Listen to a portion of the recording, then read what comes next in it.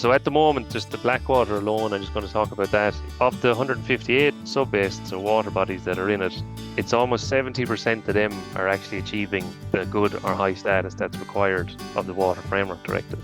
The latest results then say in those targeted areas, the ASAP program, have seen improvements in that phosphorus has been reduced. Phosphorus levels on average has reduced, but ecological status hasn't improved yet. That's encouraging in that measures are working, and those kind of bespoke targeted measures that they are obviously working quite well. Just before we get stuck into this week's podcast, I want to bring people's attention to the National Dairy Conference for 2025, which will be taking place at the end of the month.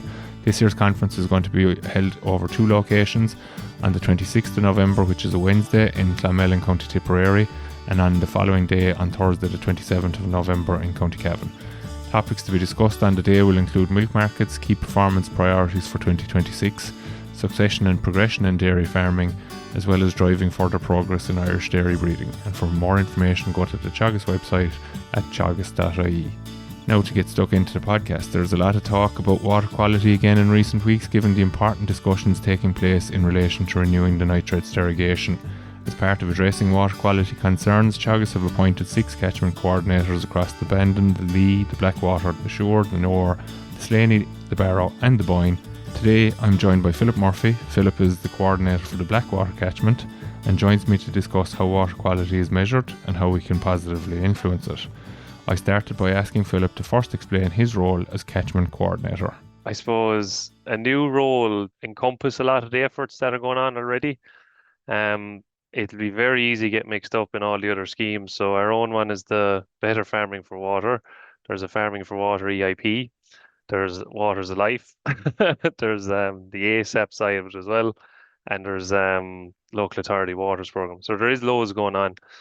The coordinator's position is to deal strictly with the agricultural pressures related to water quality and to work with the advisory network, both inside and outside of Teagasc, ultimately to get kind of clear and consistent messages to farmers on the ground. All those other campaigns I mentioned are all kind of very targeted. They get down to specific sub-basins of rivers, and they have a lot of investment behind them, a lot of personnel behind them, and they get kind of localized message to farmers on that side of it. But just taking the Blackwater, for example, it's a much wider remit. The targeted areas are about 40% of the Blackwater catchment, say. So I have a lot of good targeted advice and catchment assessment and water quality data going on there. But say the 60% of the area that isn't being addressed by that, that's what I'm hoping to coordinate. So those areas and regions of the catchment don't get that targeted advice, and the advisors may not have access to it either. So the coordinator has a role then in kind of producing localized messaging for farmers and for their advisors, in that they can kind of raise the baseline in best practices on those in that wider remit. So we're tied to our 8 catchments, as you said there, the Blackwater being one of them. But there's a lot of work to do in that alone. So there's over 6,000 farmers I think I have in the Blackwater, and it's across 158 I suppose monitoring points on the Blackwater, and that includes the likes of the Bride River system or the Function or the Allbegs and that side of it as well. So you're hoping through it won't be all one-to-one visits, but through events and discussion groups, engage with farmers all across the Blackwater to try and get some key messages out to them and local messages as well. So I suppose just if we just go back a couple of steps off, Philip, and talk about the targeted advice that you were talking about there, or the targeted areas or areas of action, I think they were described as maybe. Just explain how they were identified first, and we'll say, I suppose, are we hoping to grow out from that kind of advice then? So the actions that have been like the positive thing that has come out of some of the reports in the EPA from the EPA lately is that those areas of action have seen improvements. So the work that has taken place in those areas is yielding results, and as you said, you just need to kind of scale that up. It sounds like it's not not a big challenge, but it's a huge challenge when you see the size of the actual Blackwater catchment, when you see it on the map, and the fact that it spans most of North Cork, all of North Cork, sorry, a bit of Kerry, a small little bit of Limerick, and a good section of Waterford actually as well. So how, like, why were those areas identified first as being priority areas, and is there scope to kind of move that into other areas now? We'll say, if they are responding to the changes and so forth, are there new areas of action that can be identified that will allow for that more one-to-one advice? Because it is actually fairly, well, it isn't, I suppose. It is, it can be very farm specific what has to be done, like, so it can, it, while the discussion groups and stuff will give people an idea and kind of a global overview of a lot of it, there is help needed on kind of one-to-one advice in a lot of these things, like. The difference between those existing target areas and, the challenge within it of getting to the non-target areas, if you get me, is that the target areas have a lot of exposure. Farmers in that area have a lot of exposure to water quality advice. So it might be easier host an event or organize an event or get down on the ground because you hear about the EIP scheme, or you hear about a water quality advisor in the area and that type of thing. So the challenge is you're kind of going in cold to those non-targeted areas. And so you're nearly starting from scratch and trying to get a level of interest within a parish-sized area, or maybe a number of parishes, and trying to tell them why water quality is important. And you'll kind of do that through advisors, through that advisory network. But the challenge is they might have been exposed to kind of water quality messaging before that. The target areas themselves then is based on an EPA characterization process. So they collect all the information regarding the actual river data in terms of nutrient levels, biological levels, habitat quality, all that side of it, as well as the pressures. So in any one river system or any one catchment, you can have nearly 12 pressures. Agriculture is going to be one of them. Forestry could be another, wastewater treatment plants, quarries, mines, everything that could be a pressure is considered. And through kind of a number of meetings with local authorities and those who work on the ground, they determine where the pressures are greatest, and where essentially, if measures are implemented to mitigate, issues from that pressure or pollutant, say, the measures will be most effective.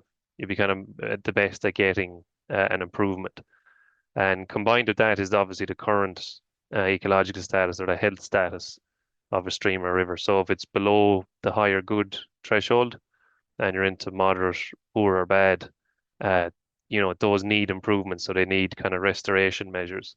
So when you combine those factors, the pressures that are there and the potential pollutants with the health status, you end up getting targeted subsections of rivers.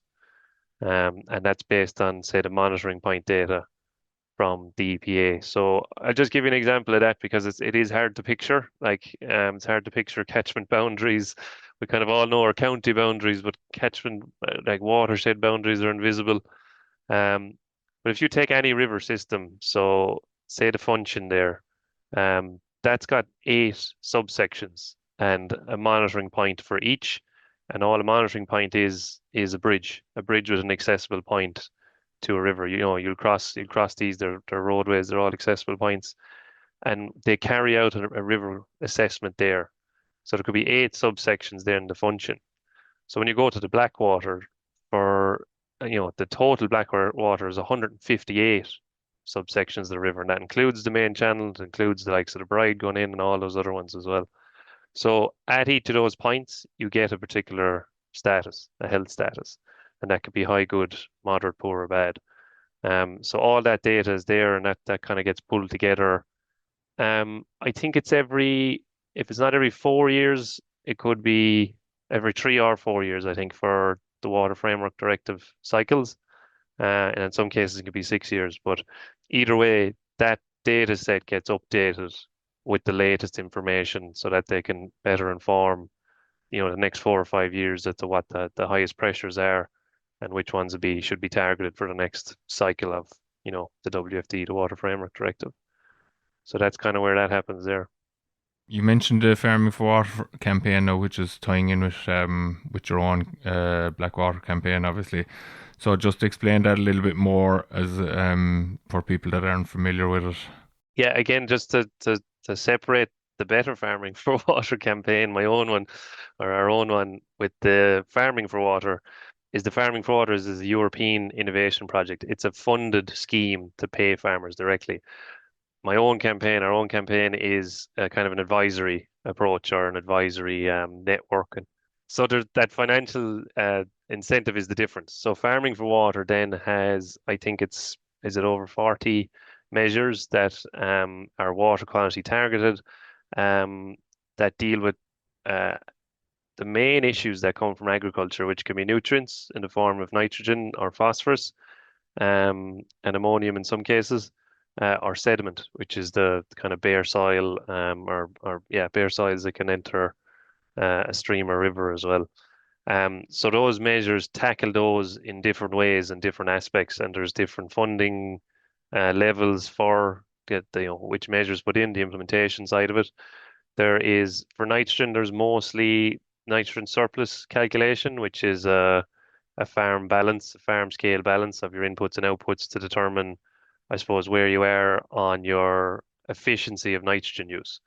Um, on the tillage side as well, you can use catch crops. They're funded to a certain maximum area as well. Again, the idea of catch crops is to retain nutrients in the soil so that they don't get washed out in that winter period usually. For phosphorus then and both sediment, they kind of work in similar ways in that they usually move overland um, on a kind of a surface runoff way. And so the measures from the EIP in that case are largely vegetated buffers or hedgerows or anything that can kind of stop a flow going directly to a waterway or indirectly into a drain, say, before it reaches a waterway. So that scheme is largely driven by Teagasc advisors and co-op advisors as well. I think there's almost 40 ASAP advisors across the network at the minute that get down. And the difference with them is they get to have a one-to-one visit with the farmer and a walk around the farm to kind of get that, I suppose, local field scale information, educate the farmer along the way in terms of here's how pathways work, water flowing from yard towards drain or hillside risks, and that side of it as well. So um, that's a kind of a unique scenario for an advisor to be in, is to get that one-to-one advice to them. And ultimately you're kind of developing bespoke measures to deal with an agricultural issue. And I think it's quite very beneficial. Particularly that bespoke part, because often when you present an issue or a problem or dilemma to a farmer, they're often quite innovative in coming up with a solution for their farm and that type of thing. It's not that not many of the measures are too well, they can be catch-all a bit or a bit generic, but they often have to be modified for a particular farm or area. So that's the difference to that scheme there, the EIP. Okay, so I suppose then the other question is that comes up a good bit, like, is you said there that the program that you're looking after kind of the agricultural piece of it, but there are other pressures on the river. You've alluded to it there earlier as well. What explain the interaction with those other pressures? And I suppose like there's big pressure on from a nitrates point of view, I suppose, on agriculture. Are there phosphorus issues in the rivers? Are there phosphorus issues from agriculture? And I suppose trying to, like, you have a very good understanding of it. You know, like, there's the numbers. There can be high nitrate in a river, but it can be high quality water at the same time, if I'm correct in saying that. Yeah, the catchment approach, which is I don't just mean catchment as in the Blackwater scale, but those sub basins that I was talking about, those smaller water body scale, they could have those multiple pressures. But when we go and talk to farmers, because we're taking the catchment approach, say from the EPA, we have data on what the other pressures are. We may not have data on how much each pressure contributes. That's much more difficult to quantify, say. But we can say at least that yes, in this particular sub-basin, we have a forestry issue, could be bringing in sediment, or we have a wastewater treatment plant that could be bringing in phosphorus. So um, and each of those sectors has its own responsibility in terms of kind of a sectoral plan for the government to deal with water quality issues in their own right and all that part of it. But as we're in the agricultural side of it, we're looking at mitigating risks from agriculture too. So the benefit of the catchment approach is that we can have that context instead of just pointing the finger at a different sector. We can have the context of that there is other pressures, but we need to make sure we're not on the naughty list for for our own issues in our sector, if you get me. Your other question then, there is, and it is an important difference. The difference between nitrogen and phosphorus has an impact. So rivers, which we're all familiar with, our nearest stream and tributaries and that kind of thing, rivers themselves are what's called phosphorus limited. So if excess levels of phosphorus get into a river, plant growth will respond quick. It'll respond quicker than nitrogen. A bit different to our perennial ryegrass and our paddocks. So ultimately, if phosphorus get into a river, it'll get I suppose a quicker response in terms of plant life, which affects ecological status, which affects the quality of the river So ultimately. that's that kind of algal bloom as such, then, Philip, is it? Eutrophication, it's algae bloom in a lot of cases, which uses up the oxygen in the river, but it's actually plant life in general. Some of the macrophytes, as they're called, some of the taller reed plants and that kind of thing, and leafy plants in the river can take up, just they'll take up phosphorus, they'll respond to it too. Before you go on to the nitrogen, that's also the principle of what we're doing in terms of the nature-based solutions to cleaning water then as well. Like the fact that they do actually take up the nutrient, we're using them Yep. for the purpose in that scenario. Yeah. So it's just the plant in the wrong place is the problem more Yeah. than And I would say the nutrients are in the wrong place if they get to the yeah. river Well, sorry, sorry. as Yeah, well. So we're trying to feed our grass and our arable crops, but not our plant life in the rivers. yeah, But you're right. yeah. No, those measures that's exactly their function. They're to soak up nutrients in a kind of a controlled volume of water and a controlled kind of environment. Um, so the nitrogen is different. So nitrogen, elevated levels of nitrogen won't affect plant life as much, essentially.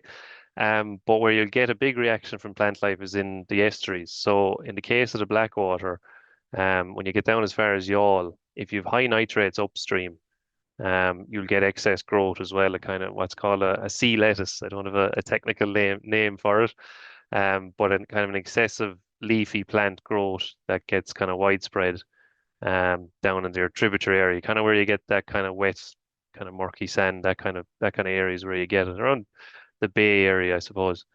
Usually the way it works, if you've only one elevated nutrient, phosphorus and nitrogen alone, you wouldn't really expect the ecological status to change, say in a river scenario.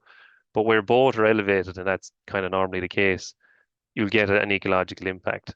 So although nitrate might be high in a river, it may not see an impact in terms of plant life until the estuary. So it bypasses those monitoring points, say. But phosphorus, because the plant life will respond quicker, you're getting that growth upstream in those river areas, and you're getting excess plant life at the monitoring points instead. And I think just while I'm on important points, um, people can mix up in at times as well. Phosphorus and nitrogen actually isn't toxic to, say, the invertebrates, the insects that live in the streams either, and they're an important indicator of the health of a river too. So, you can have excessive levels of nitrogen and phosphorus in the river, and inverts won't be bothered by it. But what they're bothered by is where you have too much plant growth, the plants use up the oxygen, and then there's less oxygen for inverts to use, so they get out of there. They don't like to be in a habitat where they're catching their breath essentially, so they move away. So when monitoring comes along and they're absent, yeah, that's where you get your kind of downgrade in ecological status and habitat, ultimately. Okay, so this could be maybe a tricky one now, but like the EPA report there recently, like depending on what way you read it, it can be good or it can be bad. So you've said there recently as well, like that you would expect that there will be changes all the time, so that you'll get some good status will go back to moderate, and moderate will go to good, and good will go to excellent, and excellent will drop back to good, and so forth. So how come that happens? We'll say, is there any, like, is it down to the testing? In that the frequency of it just could be coincidental that there could be something happen in the river that could cause that. If you bring it back to nature and the river cycles, if you're to see any pattern in a river system, you would look at it over kind of a minimum 5, 10 years, really, because you have to average out weather conditions that may be extreme one way or another, either a deluge of rain or drought conditions and all that side of it. So you're always looking long term, particularly at weather as well. Like, weather alone, we can look at 5, 10 years, fair enough. Climate and that side of it, you're looking at 30 years. So we're currently in Ireland monitoring, uh, it's every 3 years for say, the Q value, which is the invertebrates. Um, and then sampling for nutrients is essentially 6 to 12 times throughout a year. Um, so it's it may not sound like it's as frequent as it might need to be, but the number of, I suppose, monitoring points in a catchment does kind of capture the picture pretty well. But in the agricultural context, I think this is where you're getting at, where we put measures in for agriculture, be it from policy in terms of, terms and conditions of, let's say, the irrigation scheme or an organic scheme or whatever it may be, you may not see the results of that for 5 or 6 years or more. And it depends on the landscape. I just think of the Blackwater. The Blackwater is quite free draining and bedrock is relatively permeable as well. So your changes could come through in, approximately 5 or 6 years, but there's nothing saying that a big flush out from a rainfall event could bring that season's activity through the system as well. But if you're to look at changes over the long term, particularly with policy changes, they could be kind of coming down the line in terms of how the water quality responds. So you're right. The latest results then say in those targeted areas, the ASAP program that we mentioned earlier, have seen improvements in that phosphorus has been reduced. Phosphorus levels on average has reduced, but ecological status hasn't improved yet. And that's encouraging in that measures are working, and those kind of bespoke targeted measures that they are obviously quite working quite well. You know what I mean? It didn't take policy to do that. It took one-to-one advice and targeted efforts. But I would expect if phosphorus levels could be kept down, for example, and that could be dealing with sediment at the same time, ecological status would return in an amount of time. It's hard to say how quickly or anything like that. And similar with nitrogen, then nitrogen moves downward through the soil, say, as opposed to across the surface. And so that time it takes to get through the soil and to the aquifer and to a surface water, be it a stream or river or lake, um, it'll take time for that flush to come through as well. So we saw both improvements and disimprovements with the latest report, and for the Blackwater alone, actually, just the way it worked out, and I would say I think it's a bad idea to look at water quality in the short term, and I mean a year to 6 months or a year, because it doesn't tell the full picture. It's very good as an indicator, but it mightn't tell the picture of what changes could happen next. But in the Blackwater, we had it was 16 water bodies of that 158 I mentioned improved, and 15 disimproved. So the balance is that we had one water body that improved better. So that's positive for the Blackwater. And the rest didn't have any change. Now, the changes for them was they were typically only one step on the ladder. So they either went from good to high, say, or moderate to good, just up one rung on the ladder, say. I don't think any of them jumped 2 steps either way. So that's kind of typical as well. You wouldn't expect dramatic changes to come from them, say. So yeah, there is an important temporal aspect to it all. How quickly do the invertebrates leave when the oxygen levels start to deplete, and how quickly would you expect them to return then if the oxygen levels start to improve in an area? Like, like, should they living the whole way along the river, like they go missing out of sections kind of in between maybe even, and can they move back into them quite quickly then once things do improve? Yeah, and I'm only talking. I'm not an ecologist, but I have carried out a lot of work in catchment assessment. But I'm glad you brought that up about the invertebrates. So they are a long-term indicator of the status of a river. So what that means is their life cycle is it can vary between different inverts, but it's between 6 and 12 months, say, and it can be longer in some cases, 12 to 18 months. So it's not as if they kind of get wiped out. They can get wiped out, say, by significant pollutant coming in or oxygen depletion. um, but they'll just move downstream. So if they're moving downstream, they're probably going to a healthier place or not. Or in some cases, they can move upstream, but it's typically through their life cycle that they'll move upstream rather than going against the current. Um, so if you do have a, say, a chronic impact, or sorry, an acute impact, some kind of a sudden shock that knocks out a section of a river, you could expect thereabouts a year's time, provided everything goes back to normal, based on the life cycle, that the inverts could return again, provided it's comfortable for them to go back to that habitat. And I think it's an important point as well because um, having that reserve of good of say sensitive species of inverts, if they're upstream in parts of the catchment, say in the upper reaches, and you have an instant downstream that kind of wipes them out for a stretch, the upstream inverts can probably move down, and that might be a slightly quicker recovery as well. As they go through their life cycle and through the season. So it's always good to have a couple of high status sites where insects are kind of or I suppose comfortable, and they might move downstream into some of the poorer ones after an incident happens or after recovery takes place. So that can happen too. Okay, so I suppose I'll finish up in a minute now, but two final questions, I suppose. In terms of the targets that you have to achieve now for what are you going to be judged on in terms of improvement in the status? Is it purely status? Is it nitrogen? Is it phosphorus? Is it all three? And I suppose the second question then is what can people do to make it happen, like, because we need to Yeah. make we do need to make it happen, like, don't we? Well, we must get down to the farm level stuff. We're still talking about rivers, but so ecological status would be one aspect, but reducing the nitrogen load, and I just have a few figures handy for talking about the nitrogen part to make it a slightly more relatable, hopefully. But so at the moment, just the Blackwater alone, I'm just going to talk about that, is of the 158 subbasins or water bodies that are in it, it's almost 70% of them are actually achieving the good or high status that's required of the Water Framework Directive, which is great news. It's actually better than the national picture. So it's, there's a value in looking at the different scales from the water quality aspect. What that means then, there's nearly 30% of water bodies we need to improve. And now they may not all be responsible by agriculture. They may not be the primary pressures, but we certainly want to rule out agriculture as the potential pressure and try and get up to that, get them all up to the higher good status. That's a long-term project, and as I mentioned there, that could be a number of years down the line, be it 5 or 10 or whatever it may be. But that would be one aspect of it, the ecological status there.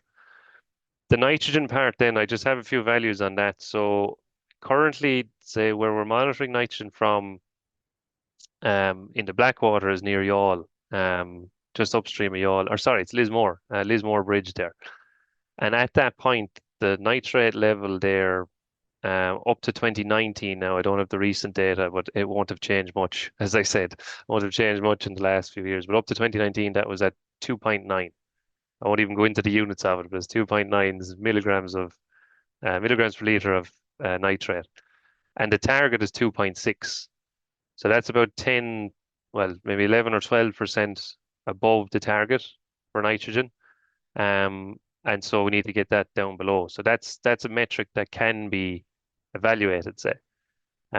What that translates as is about 8 tons of nitrogen too high is coming through Lismore Bridge, right? And this is very, very crude now, so I wouldn't be hanging on to it, but there is calculations being done. But if you break that down, you need to reduce it by, sorry, you need to reduce, so there's 8 tons going through altogether, you need to reduce it by about 1 ton, which doesn't sound too bad. That's not too much fertilizer to do. But it works out about nearly 10 kilos per hectare if you're to look at the whole area. Now, that might translate as smaller or higher depending on the farm and depending on the risky soil you're on and all that goes with it. But it's an attainable, or sounds like an attainable enough value to be at 10 kilos per hectare reduction to get down to our threshold, if that makes sense there. Like, we've had a good few fertilizer reductions through the regulations in the last few years. And I know now you're saying that there won't be much change since the 2019 figure, but we would be anticipating that we should begin to see some of that impact come through, though, wouldn't we? I wish it was as straightforward as that. So we'll be thinking in terms of farm level surplus and managing your controllables on the farm and all that goes with it. A reduction on the farm level surplus won't translate directly as a reduction in nitrogen leaching lost.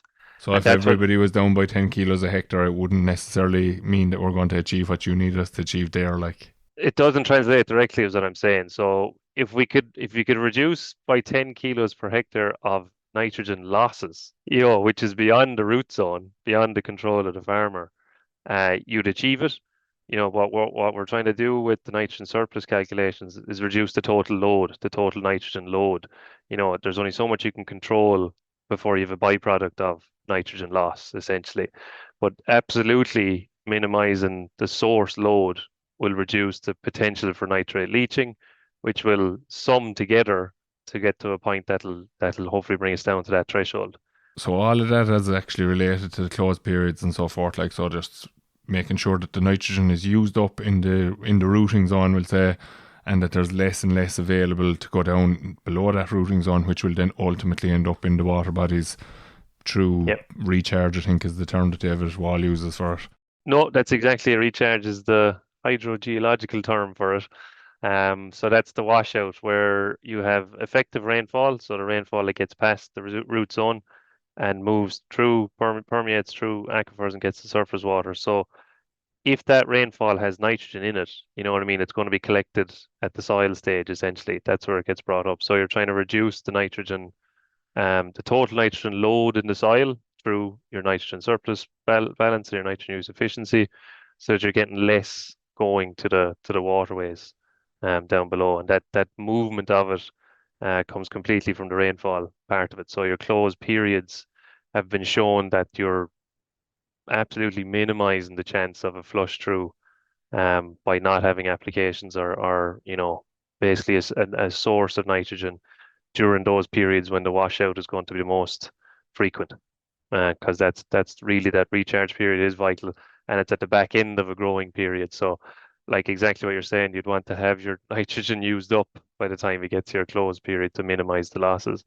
And just to mention on the arable side as well, like the catch crops do a great job, as does grass on a grassland farm. It does grow through the winter. You know what I mean? It still gets slow and sometimes it even greens up. So that's holding nutrients to an extent. It may not be enough to have cows or cattle graze, but it is growing and is taking up nutrients to an extent. So you're capturing that with your catch crops and arable, and you're trying to minimize the kind of source load as you go into that close period. So I suppose we're kind of running out of time. So Philip, last question is kind of what can farmers do, or what are you recommending that farmers will do? Not necessarily direct actions, but kind of next steps, I suppose, for them. A lot of guys will actually be involved in some way in the EIP already, because it does cover a large area. But if they're not, get in touch with their advisor, try and find out, is the EIP scheme available to them? Can they do some water quality measures? The reason I say that is because a kind of a one-to-one advice, confidential and all that goes with it, is very valuable to a farmer. I could go through each of the eight actions there now, but whether they're all applicable or not will be determined by you and the advisor as a farmer. So I'd say find out if you're in the EIP side. I think there's an important message there as well, Stuart, is that there's a need for farmers to acknowledge the good work that they're doing as well. Guys following the rules, doing their best for rivers locally and all that kind of, they're advocates for it, needs to be recognized. A big part of our program is to actually showcase and demonstrate the good work being done by farmers. And they may not have been asked to do it. They just have an inkling for it, or else there's guys who've turned things around and want to do actions and measures that'll improve water quality for their local area. So I think it's worth kind of emphasizing the successes that guys are doing and trying to showcase that to their own guys and locally as well. There's almost a stage of contact your own advisor first, and if there's something that you could potentially do, then that advisor might put you in contact with the asset person that will come out and give you the more specialised advice in relation to the actions and so forth. So I suppose if we want to be positive in terms of the messages that are out there. So there's a bit of work to do, Philip, but like it's not insurmountable at the same time, and it doesn't necessarily cost the earth. And if there is a cost to it, there are schemes there, and there possibly will be more, maybe even in the next couple of years as well, because it's such a focus area that will be there to help people. So it's a case of just stepping up and or putting your hand up and looking for a bit of help, really, is it? Definitely. And just on that, for a number of years, with an advisor side and the water quality advice, it started in 2018. A lot of the farm level advice, there was guys doing farmers doing measures off their own back. And when, like I said earlier, when a problem is presented to a farmer, they'll often find a solution themselves, or once they're given the reason and the science or the context to it, they're happy to get on board. And a number of farmers for a number of years were doing it for the good of the environment as well.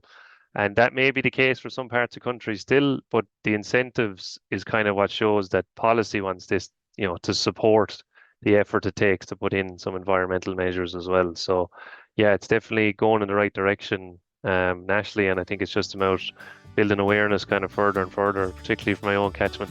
Thanks for joining me today, Philip, and I'm sure we'll be talking again in the next couple of years about different things anyway, so thank you. Thanks very much. That's all for this week's episode of the Dairy Edge podcast, and my thanks to Philip Murphy for joining me on this week's show. Don't forget to rate, review and subscribe to the podcast. You can listen on Apple and Google Podcasts as well as Spotify, and for more information go to the Teagasc website at teagasc.ie. You can also email us if you want to on our dedicated email address dairyedge.podcast@teagasc.ie. I'm Stuart Childs, and join us next time for your Dairy Edge.